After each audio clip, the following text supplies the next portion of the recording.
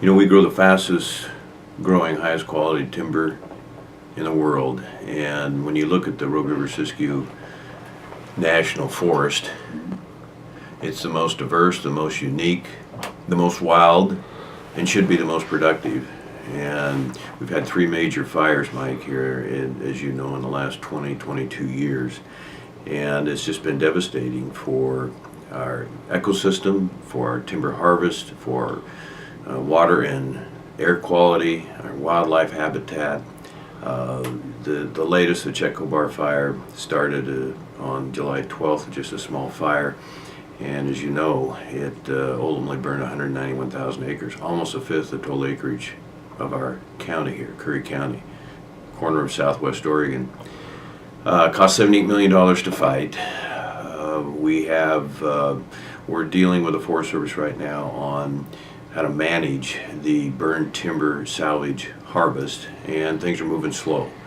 The environmental process, the NEPA process, is certainly some predictable roadblocks, and so we're trying to use the emergency situation declaration to accelerate that at least a reasonable percentage of that timber to be removed in the next year or so before it ultimately becomes with no value because of just the natural decomposition. Some of it's in the late successional reserve, which are larger trees.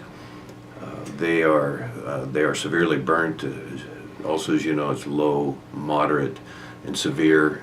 And there's some controversy there with the Bear report, the soil as well, suffering various degrees of burn.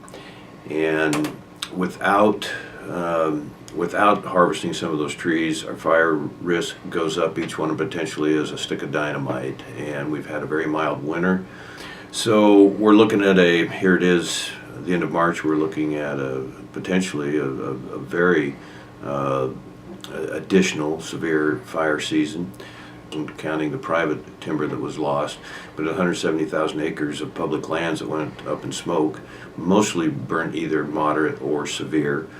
What this has done to our recreation, our visitor programs, the list goes on and on. It's 80% of the Chetco watershed, so that's my water source for the communities of Brookings and Harbor. And of course, if you don't harvest it, we don't have money for reforestation. So not only did we lose this incredibly valuable timber that, as you also know, everything good comes from the forest, especially in Oregon. It's the advantage that no one else in this country has in terms of renewable resource.